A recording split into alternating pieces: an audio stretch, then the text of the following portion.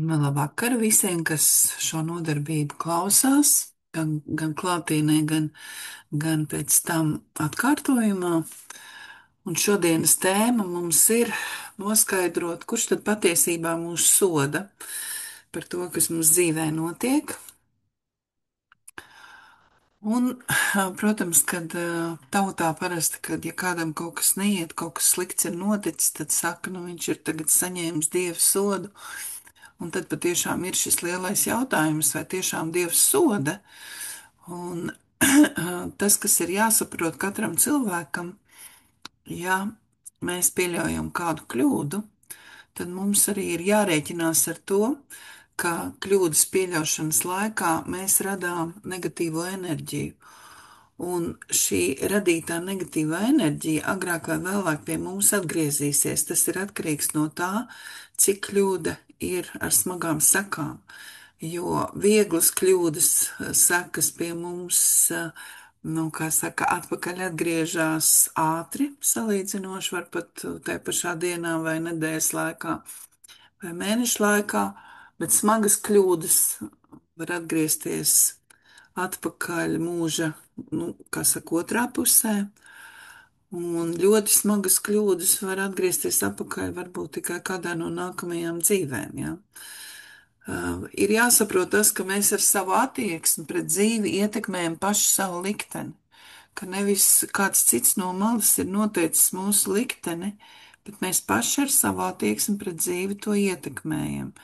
Jā, protams, attiecībā uz likteni ir kaut kādas, nu, tā kā mēs nākam jau mūsu gars iemiesojumā, ir lietas, ko jau mūsu gars ir paredzējis piedzīvot, jā, un tas, protams, arī ietekmē likteni, jā, bet tomēr dzīves laikā mums dod iespēju izdarīt bezgalīgi, nu, es negribu teikt, varbūt bezgalīgi daudz, bet ļoti daudz izvēļu. Vienas dienas laikā mēs izdarām ļoti daudz izvēles. Un vienmēr jāatcerās, ka viena izvēle mūs tuvina Dievam, otra izvēle attālina no Dieva. Ja? Un tad, kad mēs izdarām izvēli, kas mūs attālina no Dieva, tad citiem vārdiem sakot, mēs radām negatīvo enerģiju, ko austrumos sauc par negatīvo karmu. Un šī negatīvā karma ir jāatstrādā ikvienam, bet arī pat, ja mēs esam radījuši nu, kā saka, lielu negatīvo enerģiju, mums ir iespēja to atstrādāt maigākā formā, ja mēs patiešām savu kļūdu apzināmies, nožēlojam, un pats svarīgākais, mēs to vairāk neatkārtojam, ja? Jo augstākie spēki jau uz mums raugās, ko mēs esam mācījušies, vai mēs savas kļūdas turpinam atkārtot, vai tomēr mēs vairāk viņas neatkārtojam. Tie cilvēki, kas ir ticīgi, kas iet uz baznīcu, ļoti baidās no Dieva soda, bet no atkal šis jautājums, vai tiešām Dievs soda? Un dievišķais karmas likums nosaka, ko sēsi, to pļausi. Ja darīsi labu, saņemsi labu, ja darīsi sliktu, saņemsi sliktu. Tātad tajā brīdī, kad mēs saņemam sliktu, vai Dievs mūs soda? Vai tomēr nav tā, ka mēs paši radījām šo te negatīvo enerģiju, un jā, viņi kā bumerangs pie mums atgriežas atpakaļ un mūs sāpina. Tātad tā problēma ir tā, ka vairums cilvēku nezina, ka katra viņa izvēle rada enerģiju. Un ja izvēle ir pareiza, tad tā rada pozitīvu enerģiju, ko sauc par tuvošanos Dievam. Ja izvēle ir kļūdaina, tā rada negatīvu enerģiju, ko sauc par attālināšanos no Dieva. Un šī radītā enerģija saglabājas cilvēka aurā, piesaistot dzīves notikumus atbilstoši radītajai enerģijai. Ja cilvēka aurā ir uzkrājusies negatīva enerģija, teiksim, par aprunāšanu, kad šis cilvēks ir aprunājis citu cilvēku vai cilvēkus, ja, tad viņš noteikti piesaistīs sev dzīves situācijas, kad viņu kāds aprunās nepamatoti, ja. Bet kurš tad ir vainīgs? Vai vainīgs ir tas, kas viņu aprunās, vai varbūt tomēr paskatīties, ka viņš pats ir sev piesaistījis šo aprunātāju, jo pats pagātnē ir aprunājis citus cilvēkus. Ja cilvēks ir pieļāvis kļūdu, Viņš ir radījis tātad negatīvu enerģiju, un tāpēc viņš arī nonāk negatīvā situācijā, lai caur šo negatīvo situāciju saprastu, ka par savu pagātnē pieļauto kļūdu. Un jāsaprot visiem ir tas, ka savas pieļautās kļūdas dēļ pagātnē viņš ir tagadnē nonācis negatīvā situācijā. Ļoti bieži cilvēki, kas piedzīvo dažādas ciešanas, saka, par ko man tas? Daži saka, kas ir ticīgi cilvēki, viņi saka, Dievs, par ko man tas? Jā, teiksim, Ijāba grāmatu, tie, kas ir Bībelē lasījuši, jā, Ijābs arī uzdeva Dievam jautājumu. Es taču biju labs valsts vadītājs. Par ko man tādas ciešanas? Jā, ka viņam visu valsti izpostīja un bērni aizgāja bojā, jā, un tā kā par ko tādas ciešanas, jā. Pēc tam jau Ijābs saprata, jā, kad pēc būtības Ijāba grāmata bija, nu, viena no tām, kas, nu, liek saprast, ka tomēr cilvēkam nav tikai viena dzīve, kad ir vairākas dzīves, jā, kad arī Ijābs cieta par pieļautām kļūdām kādā no iepriekšējām dzīvēm. Tātad nevis Dievs cilvēku soda par pagātnē pieļautos kļūdu, bet cilvēks pats ir izraisījis negatīvo situāciju un pats pilnīgi likumsakarīgi pēc fizikas likumiem, ko saisi to pļausi, jā, tātad šī enerģija skar viņu pašu. Nu, līdzībās runājot, ja cilvēks šobrīd izposta dabu, tad dabā notiek dažādas dabas katastrofas, ja? Vai vainīgs ir Dievs, kas rada šīs dabas katastrofas? Kurš tad radīja, kurš tad nodarīja pāri dabai? Cilvēks nodarīja pāri dabai. Tātad cilvēks pats ar savu rīcību izprovocē dabas katastrofas. Dievs nevienu nesoda, nevelti visās lielos skolotāju mācībās, reliģijās ir teikts, ka Dievs mīl visus. Tad, ja Dievs visus mīl, kā tad viņš viņus soda? Ja? Un, un tajā pašā laikā mums visiem ir jāsaprot, ka par visām mūsu pieļautām kļūdām ir jāsaņem sots.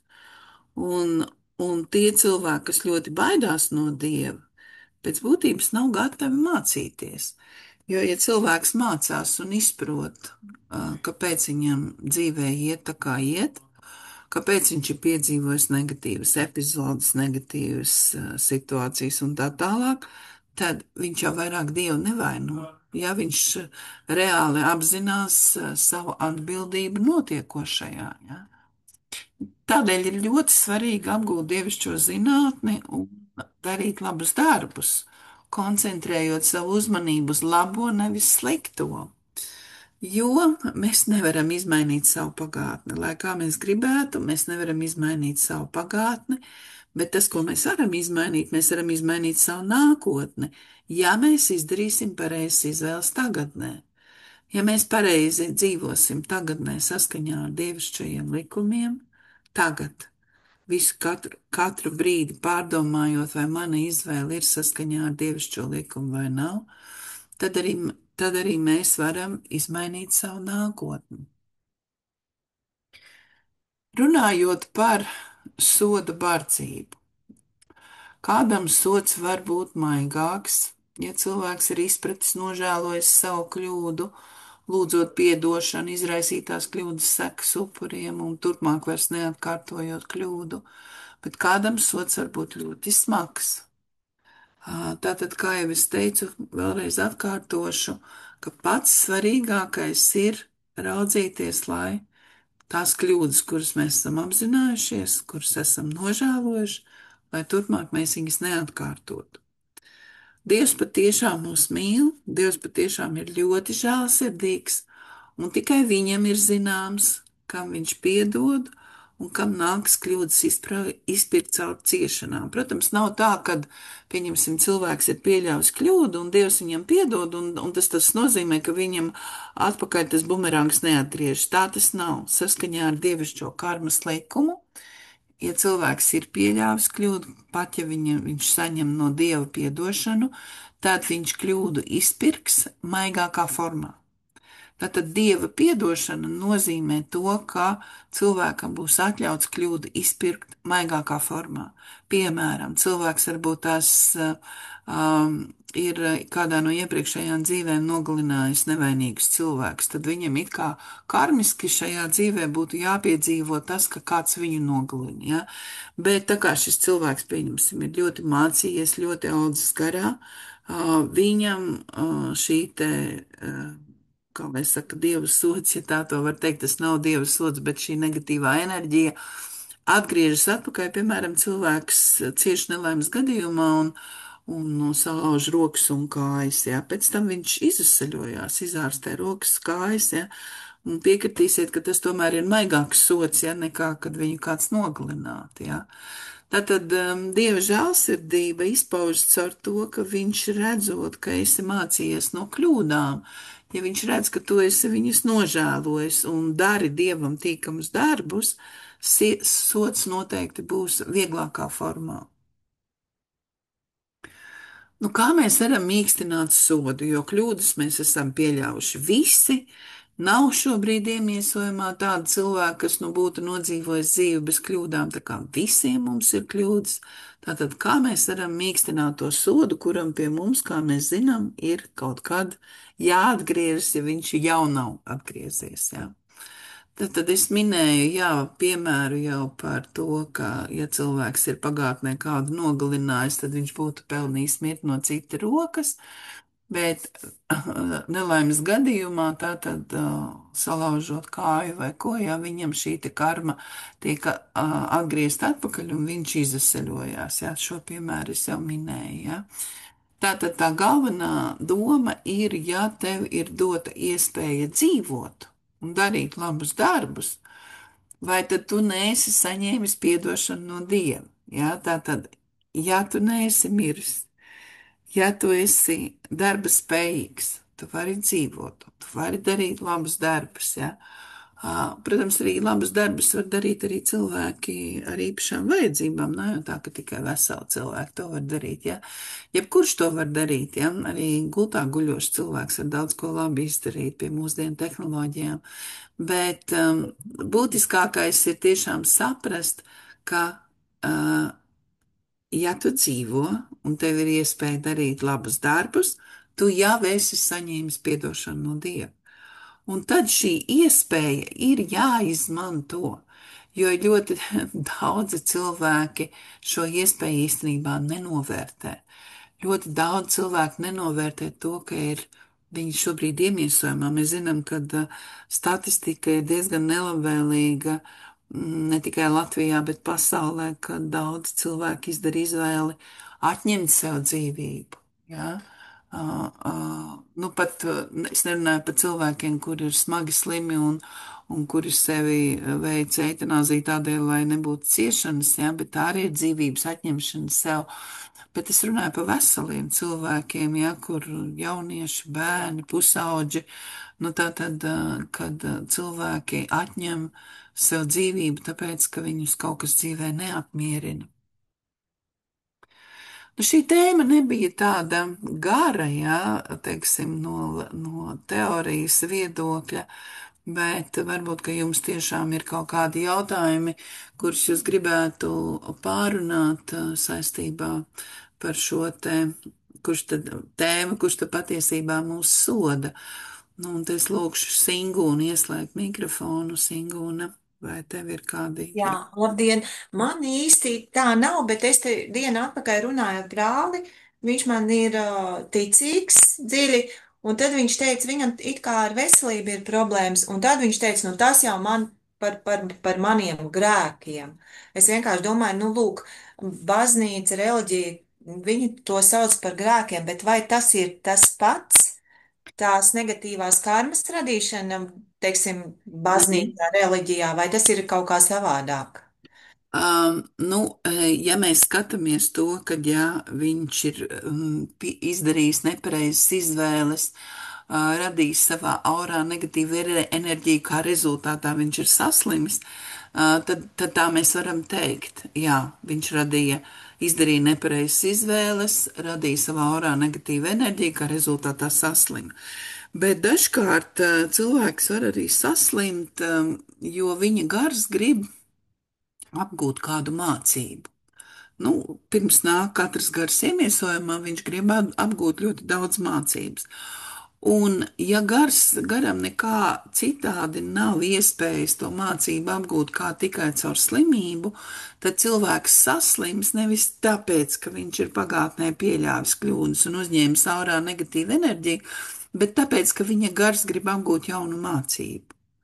Tāpēc tā viennozīmīgi, tāpēc arī tā nekad nedrīkst teikt, ja jūs sastopaties ar kādu cilvēku, kuram ir slikti, kuram ir ciešanas, kuram neiet dzīvē, vai tur, nedrīkst teikt, ka viņam ir slikta karma. Ja? Iespējams, ļoti iespējams, ka viņam ir slikta karma un ka viņš caur ciešanām izpērk savu karmu, bet varbūt arī ka viņam ir slikti, tāpēc, ka viņa gars gribēja šīs ciešanas, lai augtu garā, piemēram, svētie cilvēki. Svētie cilvēki lūdz Dievam, lūdz augstākajiem spēkiem ciešanas. Vai tad viņi lūdz šīs ciešanas, tāpēc, ka viņi ir pieļāvuši kļūdas? Nē. Viņi ļoti labi zina, ka pārvarot tās grūtības, izējot cauri tam ciešanu procesam, viņi augs garā, un viņi priekš viņiem pats svarīgākais ir augt garā. Un tāpēc svētie cilvēki lūdz ciešanas, lūdz smagas slimības, jo viņi zina, pieņemsim, ja svēts cilvēks lūdz smagu slimību, viņš šo te negatīvo enerģiju, ko viņš saņem, kam viņš iziet cauri to smago slimību, pēc būtības viņš tīra kaut kādā rādījusā. Tas atkarīgs no tā, cik svētais cilvēks ir enerģētiski spēcīgs, bet kaut kādā rādījusā viņš tīra šo te vidi. Ja? Tātad mēs nevaram teikt, ka jebkurš cilvēks, kurš cieš kaut kādā veidā, piemēram, šobrīd Ukrainā ļoti daudz cilvēku cieši saistībā ar šo Krievijas-Ukrainas karu. Mēs nevaram teikt, ka visi tie cilvēki, kas Ukrainā cieši, ka viņiem ir slikta karma. Tad būtu aplami un nepareizi. Ja? Tas, ko mēs varam teikt, ka daļa no viņiem iespējams cieši tiešām tādēļ, kad ir slikta karma, bet daļa no viņiem, viņu gari gribēja iziet cauri šai pieredzē, ļoti skaudrajai, smagajai pieredzē, lai augtu garā. Vai Sigūna, es atbildēju uz jautājumu? Jā, jo, laikam tas galvenais bija, to es sapratu par augšanu garā, par to grēku, tā grēka, kā lai saka, termins reliģijā un tā sliktā karma. Tas ir viens un tas pats būtībā, vienkārši baznīcā to sauc par grēku. Jā, tas, ko baznīcā sauc par grēku, tas ir patiešām pieļauta kļūda, ko austrumos sauc par negatīvu karmu. Jā. Tas ir tas pats, tie ir sinonīmi, jā. Bet, teiksim, baznīcā varbūt nenodala tik ļoti taisni, tā kā tu teici. Ja cilvēkam ir slikti, viņš uzreiz to automātiski, tas ir mans grēks, jā. Bet nav tā vienmēr. Nav tā vienmēr, ka tas ir mans grēks. Tas var būt vienkārši tev ir dzīves tests vai eksāmens, kur augstākie spēki tevi pārbauda, kā tu ar to tiksi galā, un ja tu ar to tiec galā, tu audz garā, un tā problēma pazūd, viņa nav vairāk. Karma, un jeb tas saucamais grēks, ir tajā gadījumā, ka cilvēks, lai ko viņš darītu, tas nevainagojas ar panākumiem. Ja? Piemēram, ģimenē ir vectētiņš dzēris alkoholu un bijis atkarīgs. Viņa dēls ir dzēris, bijis alkohols atkarīgs, viņa mazdēls ir dzēris, alkohols atkarīgs. Ja? Tā ir ģimenes karma, ja? Tā tad negatīvā enerģija jau 3 paudzēs. Bet pēc būtības, jebkurā no šīm paudzēm varēja, teiksim, vai nu dēls vai mazdēls pateikt, nē, es negribu dzīvot tā kā vectēvs, es negribu dzīvot tā kā tēvs, ja? Es nelietošu alkoholu. Un viņš aptur to karmu, ģimenes karmu, ja?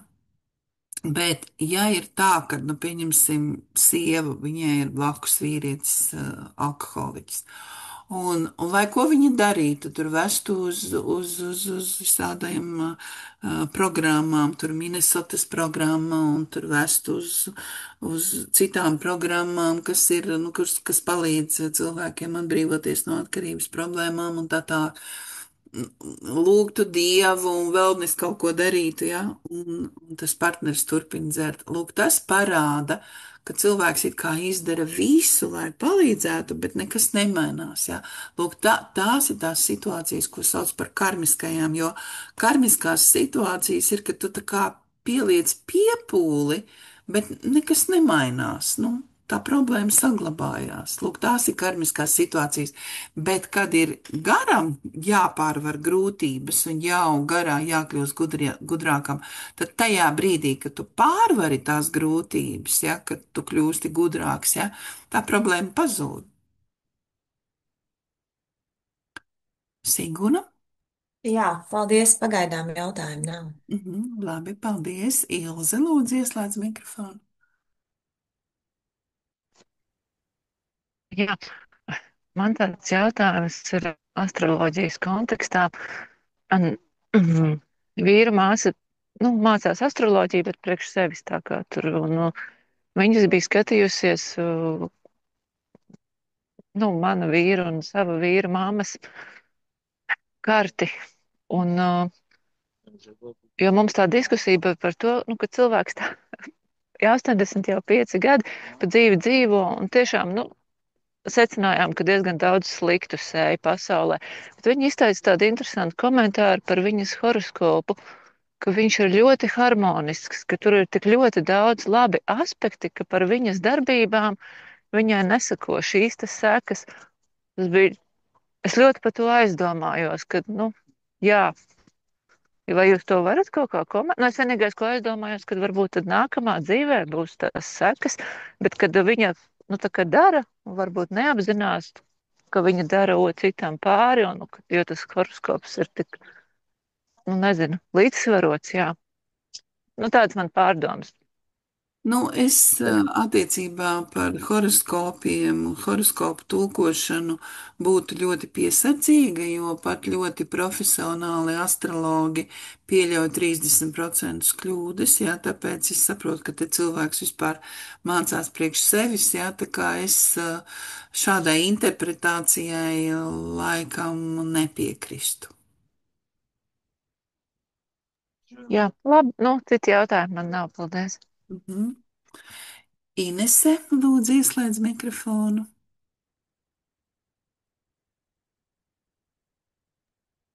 Jā, bet man nav pagaidām jautājumu. Labi, paldies. Paldies. Aija, lūdzu, ieslēdz mikrofonu. Jā, nu man varbūt vēl tāds papildus jautājums par, nu, ja runājam par kaut kādu kolektīvo karmu, kas ir, nu, tautai kā tādai, valstī kā tādai, un ko mēs katrs kā indivīds, nu, kā mēs varam rīkoties, lai, nu, tā kā nevis savu individuālo vai savu dzimtas karmu un situāciju uzlabot, bet tautas un valsts kopumā, lai mums būtu, nu, labāka dzīve un labklājība lielāka visiem kopā. Būtu kādu komentāru. Jā, ļoti labs jautājums, paldies. Tas, kas būtu jādara, diemžēl tikai mūsu politiķi un valdība to nezina, varbūt, ka zina, bet vienkārši baidās to atzīt. Būtu ļoti jāiegulda resursi, dažāda veida resursi, visas sabiedrības, te neiet runa tikai par latviešu tautu, bet visas sabiedrības, kas dzīvo Latvijā, apziņas līmeņa celšanai. Jo augstāks būs kolektīvais apziņas līmenis, jo pat, ja mēs pieņemsim sliktāko scenāriju, par ko tagad vairāk cilvēki, nu, diezgan daudz cilvēki ir sabijušies, kad Krievija varētu uzbrukt Latvijai, ja? Pieņemsim, ka tā notiek, ka Krievija uzbruk Latvijai. Tad, ja kolektīvais apziņas līmenis ir augsts, tātad tas nozīmē, ka arī pie varas tie, kas ir valsts vadītāji, politiķi, ievēlētie saimā, ka viņi, ņemot vērā, ka viņiem ir augsts apziņas līmenis, viņi pirmkārt strādā un kalpo tautai, nevis savām personiskajām interesēm vai partijas interesēm. Ja? Un līdz ar to viņi spēja vienoties par atjautīgu, gudru lēmumu, kā tomēr nepieļaut to, vai arī apturēt, teiksim, Krievijas uzbrukumu Latvijai, jeb kā citādi rīkoties, nu, lai, nu, kā saka, nu, pasargātu tautu un tā tālāk, ja. Problēma ir tajā aspektā, ka šobrīd gan kolektīvais apziņas līmenis sabiedrībā ir zems. Līdz ar to šie cilvēki, kam ir zems apziņas līmenis, arī ievēlē tautas pārstāvjus, kam arī ir tāds pats zems apziņas līmenis, kuri vairāk vēlas politikā būt savu personisko labumu dēļ vai tur partijas, bet, nu, galā tas ir personiskais labums dēļ vai varas gūšanas dēļ. Un līdz ar to šie cilvēki, pieņemot lēmumu, vienmēr domās vispirms par sevi, kā man būtu labāk, un tikai pēc tam par pārējiem. Bet pareizi būtu, ka tu vispirms domā par pārējiem, sevi atstājot pēdējā vietā. Ja? Nu, lūk, un tādēļ mēs arī tā kā, nu, tas galvenais, kas būtu jādara, būtu visādos veidos jāmēģina celt sabiedrības apziņas līmeni. Mēs nevaram gaidīt, ka to izdarīs politiķi, jo viņi pat baidās par to runāt. Es neesmu dzirdējis nevienā intervijā, kur spriež, ko vajadzētu darīt, lai mainītu pozitīvā virzienā situāciju, gan ekonomikā, gan visās pārējās jomās. Es neesmu dzirdējis, ka kāds būtu paudis viedokli, ka mums vajag ieguldīt sabiedrības apziņas līmeņa celšanā, jo tā ir joma, kur valsts neiegulda neko. Pilnīgi neko. Redziet, iegulda milzīgu naudu tagad aizsardzībā, ja, iegulda naudas, nu, visur tur, kur nu iegulda, bet apziņas līmeņa celšanā neiegulda. Mēs tāpēc, tie, kas saprotam, ka tas nav pareizi, mēs tāpēc nedrīkstam vienkārši salikt rokas klīpī un kā saka, gaidīt savu likteni kopā ar pārējiem, kad, nu, tad būs slikti. Mums vienalga katram ir kaut kas jādara, lai mēs tomēr to sabiedrības apziņas līmeni celtu. Es, teiksim, vadu šos te seminārus, kas ir publiski cilvēkiem pieejami bez maksas, protams, kad viņus neskatās tik daudz, cik būtu vajadzīgs, bet ir labi, ka noskatās tie, kas noskatās. Un tad vēl labāk ir, ka tie, kas noskatās, ka viņi šo informāciju nodod tālāk savā vidē, saviem draugiem, saviem radiem, saviem paziņām, bet tā arī ir tāda informācija, kur nevar nodot kuram katram. Kādreiz īstenībā šī informācija vispār bija slepena, ja? Tā bija slepena informācija, kas bija pieejama tikai iesvētītajiem, ja? Bet šobrīd mūsdienās tas tā vairs nav, šobrīd tiek uzskatīts tomēr no augstāko spēku puses, kad sabiedrības apziņa ir gatava šo informāciju uzņemt un saprast. Protams, ne visi, bet tomēr liela daļa sabiedrības ir gatava, un tāpēc šī informācija šobrīd ir pieejama. Un līdz ar to mums, kas izprot šo informāciju, mums ir katram jādara kaut kas, pa pilieniņam šī informācija jānodod tālāk. Un, protams, var likties, teiksim, man arī kādreiz liekas, nu, es tur novadu semināru, nu, tur daži simti to paskatās, nu, varbūt tūkstoši daži, ja, pēc tam, bet, nu, kas tas ir daži tūkstoši, ja, tas nekas nav. Bet mēs taču zinām, kā veidojas jūra, kā veidojas okeāns, kad jūra un okeāns veidojas no pilieniem. Un tāpēc mēs nevaram ignorēt katra piliena vērtību. Ja? Bet es to varu pilnīgi noteikti pateikt, ka ja mums izdotos celt mūsu mazās tautas, tie, kas dzīvo šeit uz vietas, protams, arī palīdz jau arī tie, kas ir ārzemēs, ja? Bet visvairāk jau, protams, enerģētika ietekmē Latvijas tie, kas dzīvo uz vietas Latvijā. Un, ja mums izdotos to apziņas līmeni padrusciņā, jo apziņas līmeni nevar strauji celt, tas arī jāsaprot, jo, ja strauji to dara, tad cilvēks var nokļūt psihoneiroloģiskā slimnīcā, tā kā tas ir jādara lēnām, bet tas ir jādara regulāri un pamatīgi, ja? Un, ja mums to izdotos izdarīt, protams, kad risinātos gan tās ekonomiskās problēmas, kuras šobrīd brīžiem liekas, kad galīgi ne uzņēmēji, ne politiķi neprot atrast to pareizāko risinājumu veidu, tas viss risinātos, jo, kā es vēlreiz saku, augsts apziņas līmenis spēj izdomāt. Viņš spēj izdomāt risinājumu. Viņš spēja arī pieslēgties smalkajai pasaulē un varbūt saņemt priekšā kādu padomu, kā varētu tajā grūtā situācijā rīkoties. To es varu teikt no savas pieredzes, kad teiksim, ir man kaut kāda problēma, un es tajā dienā nezinu, kā to problēmu risināt, izguļu nakti un no rīta zinu, kā risināt. Nu, kur tad ir tas noslēpums? Ja? Noslēpums ir tas, ka nakts laikā mans gars ir atdalījies no fiziskā ķermeņa, devies pie skolotājiem un, acīm redzot, pārunājis to problēmu un saņēmis padomu un no rīta pamostos. Es, protams, neatceros sarunu ar skolotājiem, bet pēkšņi es zinu, kā to problēmu risināt. Ja? Nu, tā kā tas jau tā arī ir milzīga palīdzība, jo augstākie spēki, protams, palīdz cilvēkiem, kuri kalpo viņiem, kuri kalpo gaismas brālībai, ja, nu, viņi palīdz, ja. Un tāpēc man nav cita ieteikuma, kā tikai vienīgais, ka mums visiem kopīgiem spēkiem, jo gaidīt uz valdību, uz parlamentu, tas ir šajā brīdī pilnīgi bezcerīgi, ja, to mēs varam negaidīt. Bet mums katram savā vietā ir tajā vidē, kur katrs mēs atrodamies, ir pa pilieniņam, jānes šī informācija tālāk, un ticiet man, tas nostrādā. Varbūt ne uzreiz, teiksim, man ir nācies dzirdēt, ka, teiksim, kāds cilvēks saka, es jūs klausījos tur 10 gadus atpakaļ, nu beidzot es sapratu, ko jūs man teicāt 10 gadus atpakaļ, tad viņam bija vajadzīgi 10 gadi, lai viņš augtu apziņā, lai saprastu, ko es viņam teicu 10 gadus atpakaļ. Jā. Tā kā tas ir laiks, jābūt pacietīgiem, bet situācija var mainīt ceļot apziņas līmeni. Vai Aija, es atbildēju uz jautājumu, ko tu uzdevi, jeb tu citu, ko domāji?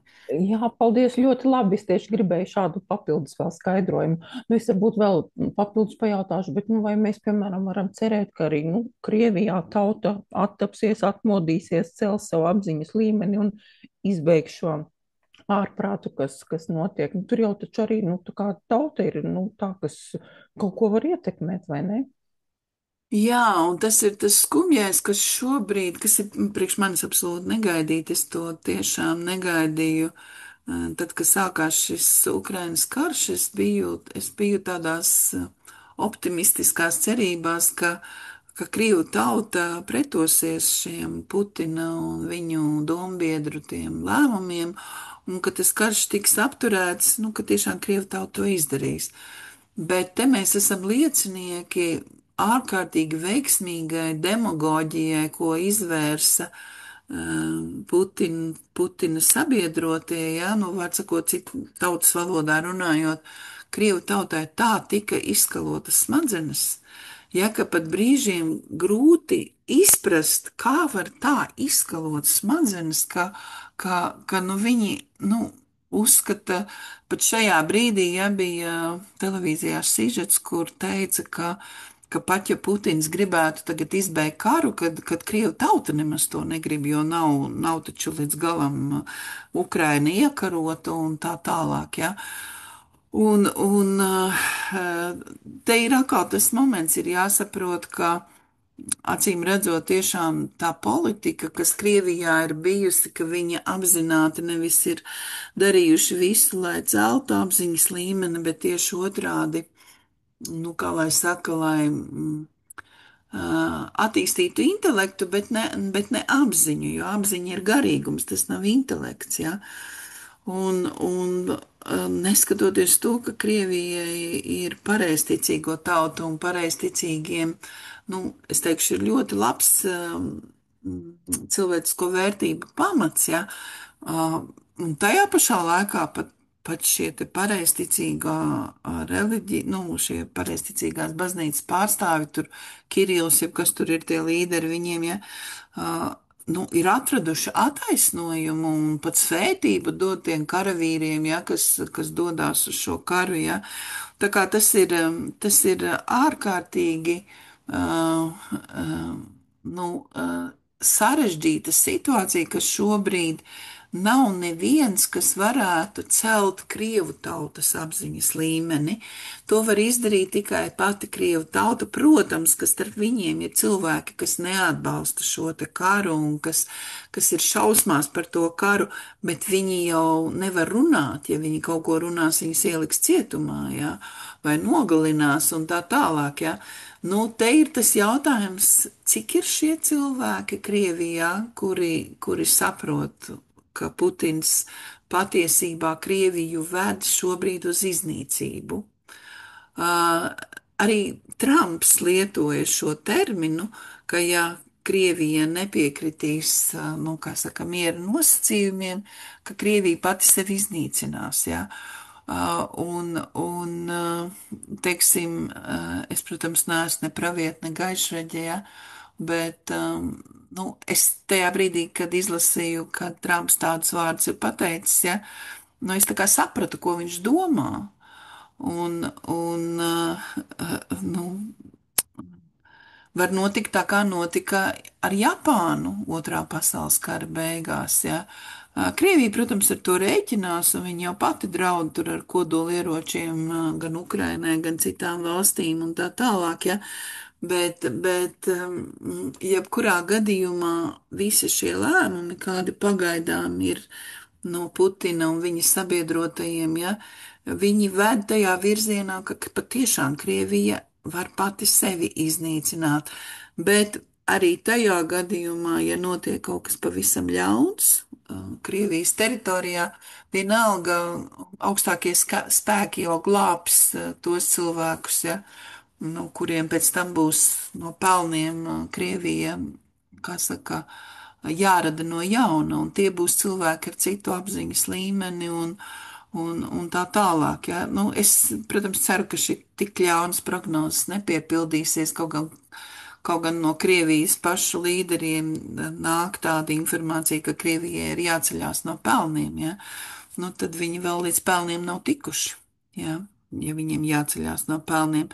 Bet pie pašreizējās politikas, pie pašreizējiem, nu, gan īstenībā Putins jau meklē sev aizvietotāju, bet, nu, ja viņš sev ieliks vietā, viņa savā vietā cilvēku, nu, vēl trakāku, asins kārāku nekā ir viņš pats, ja, nu, tad būs vēl trakāk, ja,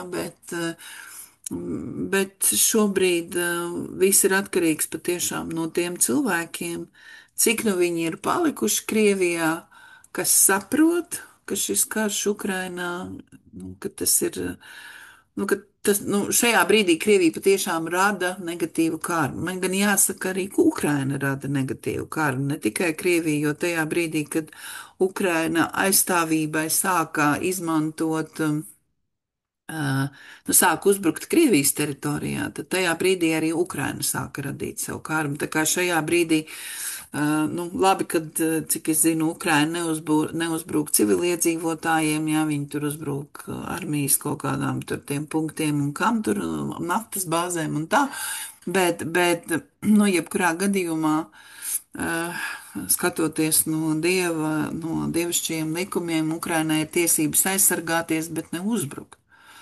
Nu, tā kā, jā, sarežģīta ir visa tā situācija, un mēs arī tajā visā esam ierauti iekšā, bet, nu, mūsu gari grib šo pieredzi iegūt. Mums šī pieredze mūsu garīgai izaugsmē ir ļoti svarīga, kaut vai mēs noskatāmies no malas, kā notiek šis karš starp Krieviju un Ukrainu, bet pagaidām, diemžēl, nav pat nekādu mazāko pazīmju, ka Krievijā būtu kādi līderi, kas varētu teikt saviem tautiešiem, beidzam šo karu, jo, es neesmu tagad tiešām pēdējos gadus klausījusies, teiksim, Krievijas, tā saucamos guru, ja, kuri tiek uzskatīti ar augstu apziņu, ko viņi saka, jo, Ukrainas kara sākumā viņi īstenībā aizstāvēja kaut kādā ziņā pat Putinu, un tad es vienkārši sapratu, ka, nē, ka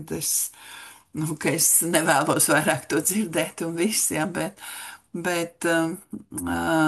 jā, atbildot uz šo jautājumu, vai būs tiešām tā, ka Krievija tie, kas izdzīvos, tad tie būs tie, kas nesīs to gaismu, bet izskatās, ka Krievijai būs jāiziet cauri vēl ļoti lielām ciešanām.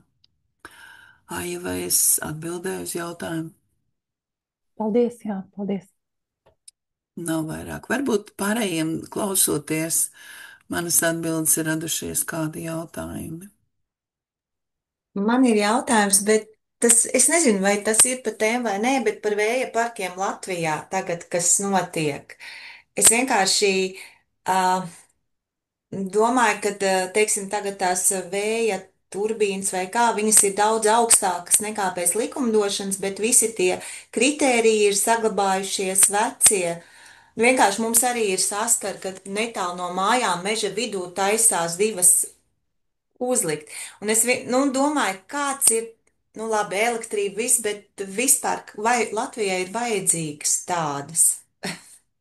Es pat nezinu, vai tas var kaut kā ar karmiski vai kā, bet, es zinu, ka ļoti daudz cilvēkiem nepatīk un negrib. Es vienkārši vēlos saprast, kāpēc tā notiek tagad. Es teiktu tā, ka ir dievišķais saprātīguma likums, jeb, jā, man liekas, ka samērība, tā viņš saucās, dievišķais samērīguma likums, jā.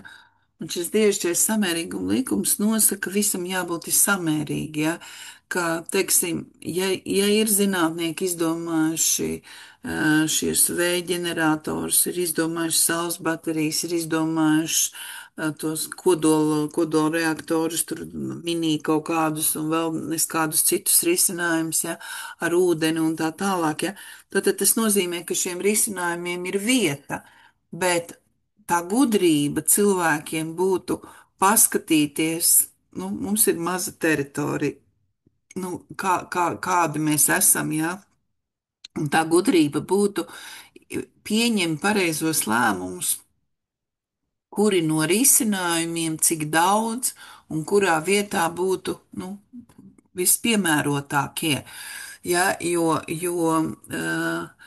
šobrīd man liekas, kad ir tā kā bišķi biznes ņēmis virsroku, ka kāds saskata, es te tagad varēšu uztaisīt biznesu, ja, un te viņi ar savu lobiju dzen cauri tās savas idejas, ja. Bet tas, kas man pietrūks, kaut arī mums ir vesela ministrija enerģētikas, kā viņi tur saucās, ja,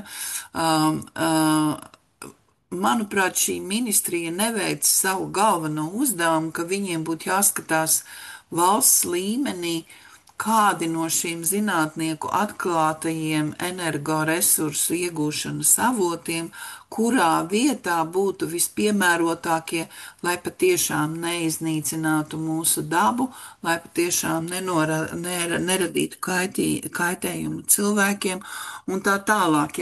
Ja būtu, kas uz to tā skatās strateģiski un visas valsts, kā saka, kopumā, jo tas, ka mums ir kā valstī jābūt enerģētiski neatkarīgai no Krievijas, no Eiropas, no jebkā, ja tas ir pareizi.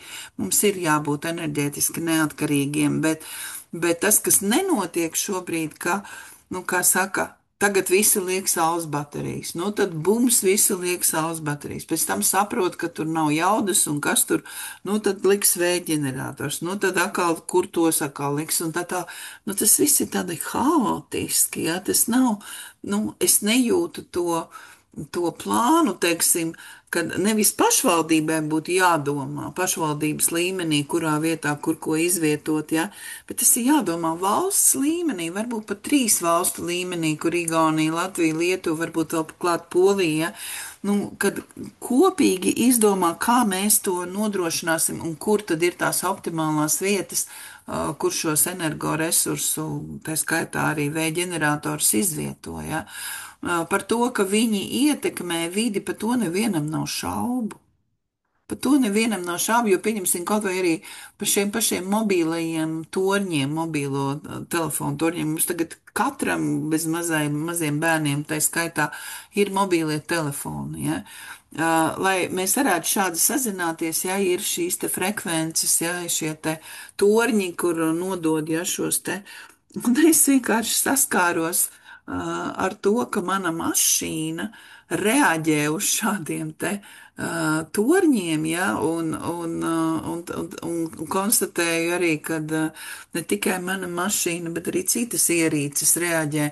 Un tad es tā padomāju, ārprāts, ja man mašīna, kas ir dzelzis, reaģē uz to, tad kāda mēs cilvēki, ko mēs uzņemam un ko mēs, nu, ka man liekas, ka patiešām ir, nu, kad ir pārspīlēti, ja, jo, nu, teiksim, mums tie torņi ir tornis LMT, ir tornis torņē, bite ir torņi, Tele2, ja, nu, kā pareizi būtu bijis, kad viņi, nu, kaut vai labi, viņi ir 3 operatori, lai viņi ir, bet ka viņi tajā torņu būvniecībā varbūt tomēr kooperētos, kad nebūtu, nu, tik daudz to torņu, ja, ka šobrīd, man liekas, ka mēs patiešām, nu,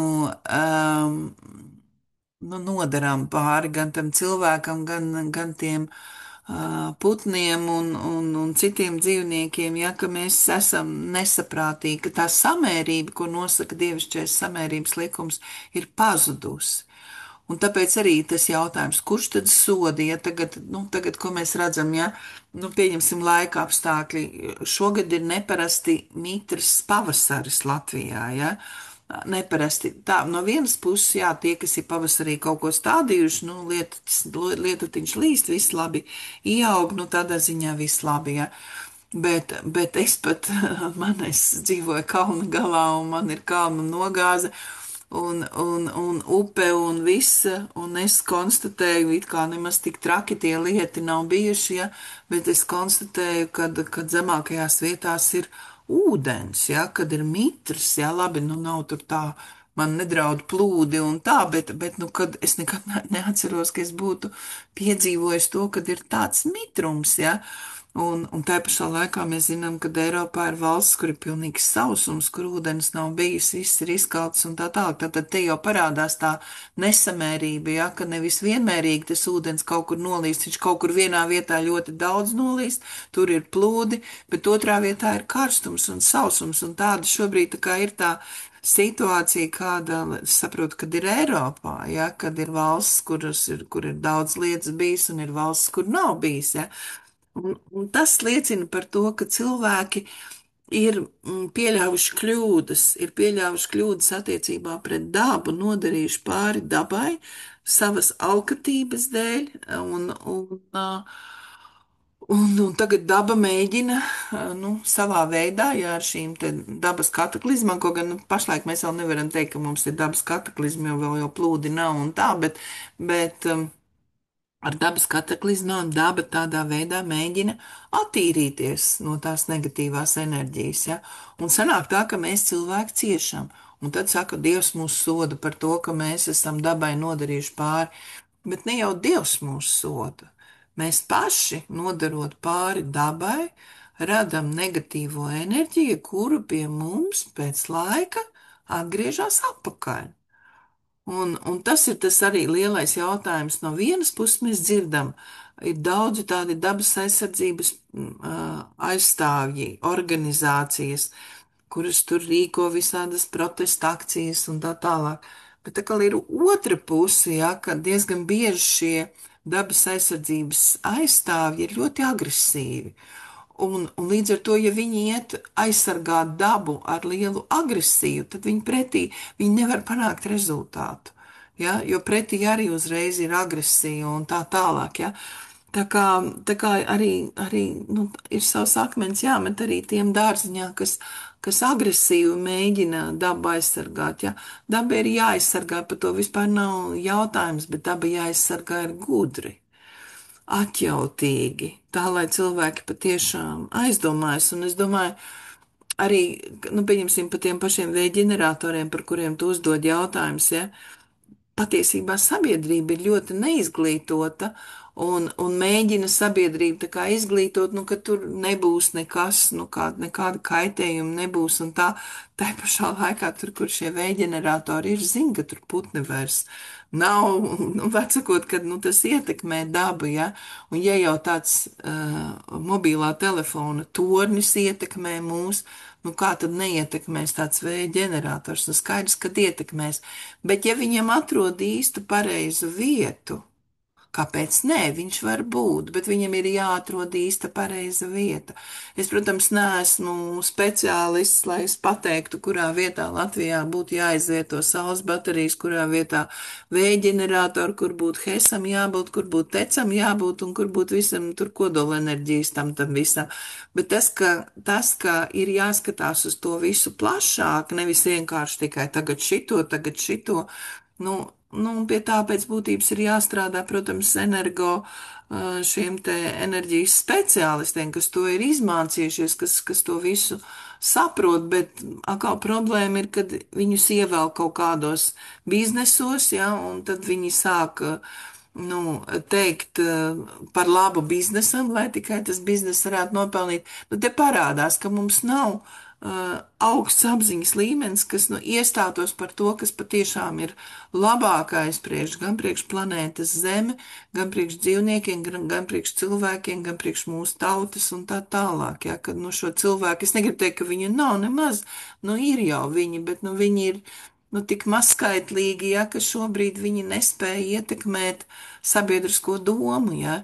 Teiksim, es arī, lai kā es te cenšos, ko es daru, nu, es jau ļoti minimāli varu ietekmēt sabiedrisko domu. Protams, es priecājos par tiem cilvēkiem, kas saprot un pēc tam seko tam visam, bet tas ir tik ļoti mazskaitlīgi. Sigūna?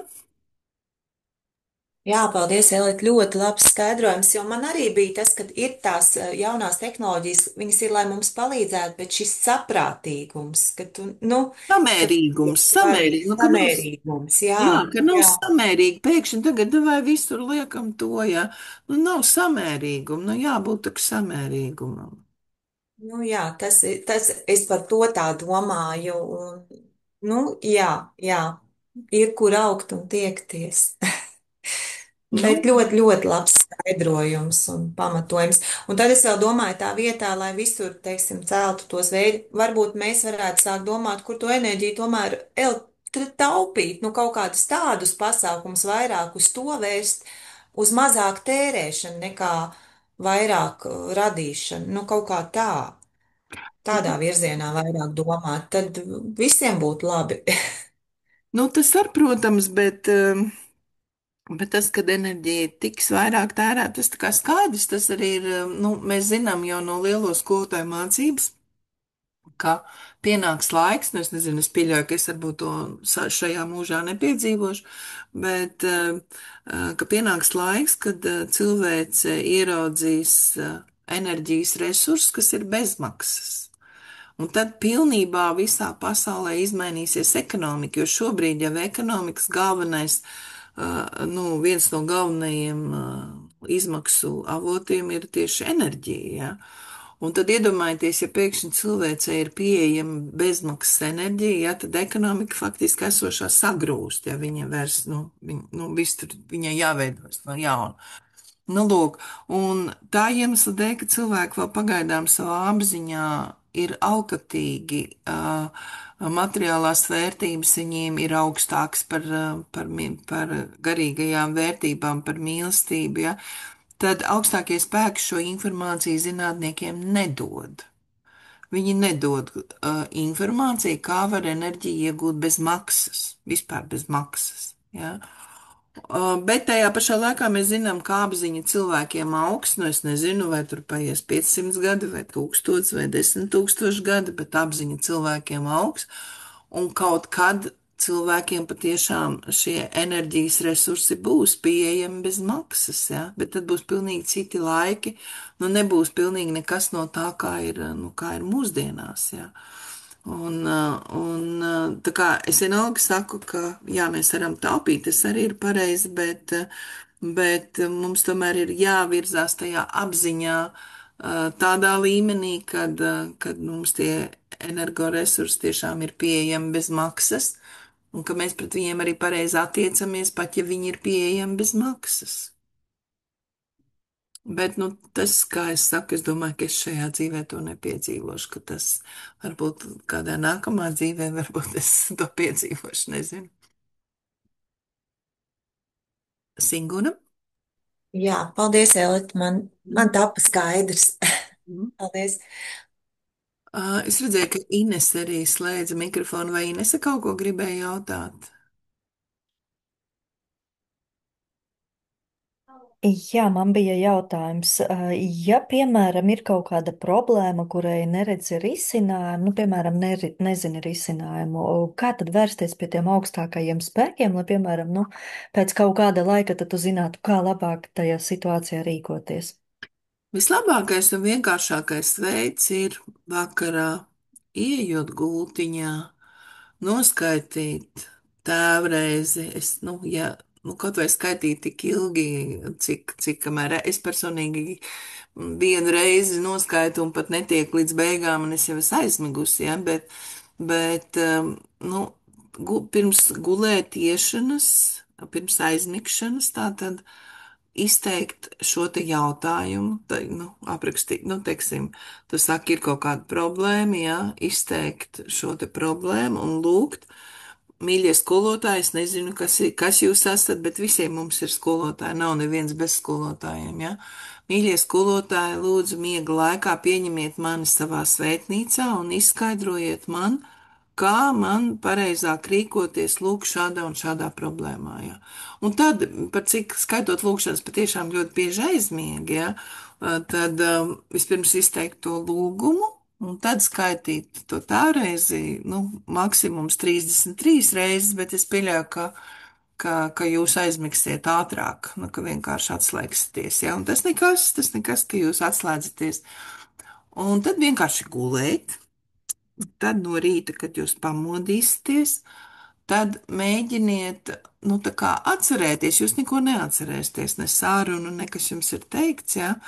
Bet, teiksim, es no savas pieredzes varu teikt, ka man tā informācija atnāk tajā brīdī, kad es esmu harmoniska, mierīga, tātad ļoti svarīgi ir būt mierīgam, harmoniskam, nedrīkst stresot, jā. Un padomāt, kurā darbībā tu esi mierīgs. Varbūt kāds mazgājot traukus, jā, tā ir tāda absolūti tehniska darbība, nekas tur nav jādomā, tu mazgā traukus, un tajā brīdī tu mazgā traukus, un tev pēkšņi hops, un tā sajūta būs, ka tā kā ideja nāk, tā kā prāts izdomā. Sajūta ir it kā prāts, bet tas nav prāts, tas ir no jūsu zemapziņas, ja tā informācija uzpeld augšā. Nu, ja, teiksim, paiet diena un nekas nenotiek, jūs esat bijuši harmoniski un atbildi nesaņemat, vakarā atkal veiciet lūkšanas un lūdziet, sakiet, mīļie skolotāji, iespējams, jūs man skaidrojāt, bet es neko neesmu sapratusi, jo diena ir pagājusi un es neesmu sapratusi, kā man šo situāciju risināt, ja. Var būt situācija, teiksim, man pašai, ja es atceros, tādu situāciju, kad tas jau bija daudz gadus atpakaļ, ka man dēls bija slims un ārstu konsīlijas teica, ka ir jākārto invaliditāte, bet es sapratu, ka tā problēma nav, ka tā ir emocionāla rakstura problēma, bet es nezināju, to cēloni mēs netikām klāt, jo dēls neteica. Un otrs ir, arī nezināja, kā viņam palīdzēt, jā, kā viņam atvieglot tās sāpes un tā tālāk, jā. Un tad es atceros, tā bija nakts, kad es, pat nobirdināju asaru, nebija tā, ka bez asarām pat nobirdināju asaras, ka es tiešām no sirds lūdzu Dievam, lai man parāda ceļu, kā atrisināt to problēmu, jo es arī neredzēju risinājumu. Ārsti nezināja, ko darīt, tie tikai jākārto invaliditāte, un es nezināju, neviens man nevarēja pateikt, es griezos pie dažādiem tur gan dziedniekiem, vis kaut kur griezos, Bet neviens man nevarēja pateikt, kā to situāciju risināt, un pati es arī tajā laikā nebija tik gudra, lai saprastu, kā to risināt. Un tad es tiešām naktī lūdzu augstākajiem spēkiem, lai man parāda ceļu. Vienkārši parāda ceļu, jo caur miegu tādā veidā, kā atrast atbildi, man arī neatnāca. Tā, nu, kad dari tā un tā, tad man neatnāca. Bet es lūdzu, lai man parāda ceļu. Un tad es atceros, es darbā arī sēdēju kabinetā un tā kā domāju, ko lai dara. Un izdomāju, kad aiziešu Rīgā uz homeopātisko aptieku. Un iedomājieties, cik interesanti tur tajā Lāčplēša ielā, kur parasti homeopātiskā aptiekā ir cilvēki, bet tajā brīdī, kad es aizgāju uz šo aptieku, nebija neviena cilvēka, bija tikai pārdevēja un es. Un es tai pārdevējai izstāstu, viņa jau arī farmaceite ir, un es viņai izstāstu to savu bēdu stāstu. Es saku, ka man tradicionālā ārste nevar neko palīdzēt, un arī dziednieki tā kā neko nevar palīdzēt. Un, nu, nu, vai viņa, es viņai vienkārši teicu, lai viņa man pastāsta, kas tur tai homeopātiskā aptiekā, viņiem tur tais plauktos pa zālēm, un lai viņa man pastāsta, un ka varbūt es sajutīšu, kuras zāles varētu derēt manam dēlam. Un viņa patiešām iedomājieties, cik nu, acīm redzot, viņa saprata, kādā es esmu izmisumā. Viņa tiešām sāka man rādīt pa plauktiem, mums te ir tādas zāles, tās dara to, un tās un tās. Viņa man sāka stāstīt par tām visām zālēm, kas viņiem tais plauktos.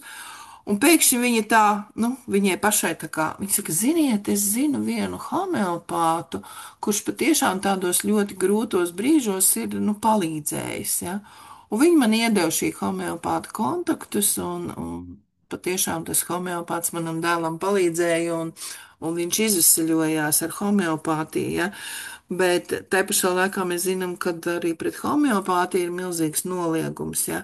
Bet nu, es domāju, ka visa tā situācija, ja, ka es nonācu šajā, ka es izdomāju, ka man ir jāaiziet uz to homeopātisko aptieku, ka tai aptiekā nebija neviena cilvēka, ka tā, nu, farmaceita varēja man veltīt 100% laika, 100%. Un tikai tajā momentā, kad jau man bija iedavusi tā homeopāta kontaktus, tajā brīdī tad ienāca tur nākamais, kuram tur kaut ko vajadzēja. Tad Dievs pilnībā norganizēja, lai es varu saņemt šo neparasto palīdzību. Ja? Jo, nu, es nedomāju, ka vienmēr homeopātiskās aptiekas tur, nu, dod kaut kādus ārstus, ja, bet viņa, nu, tiešām redzēja, kāda bija tā situācija, un labi, ka viņa pateica šos te kontaktus un tā tālāk, ja, tā kā ar to es gribu teikt, ka, ja ne pašam atnāk tā doma, tad vismaz lai aizvirza, nu, kaut vai aizvirza tevi pie cilvēka, kurš tev var dot padomu, kā tādā situācijā rīkoties. Arī tas jau ir labi, ja? Ne jau vienmēr cilvēks pats spēj izdomāt risinājumu problēmai, bet varbūt, ka Dievs var aizvirzīt to cilvēku pie cita cilvēka, kas patiešām viņam var iedot labu padomu. Vai es atbildēju, Inese? Jā, paldies jums, liels. Vai vēl ir kādi jautājumi?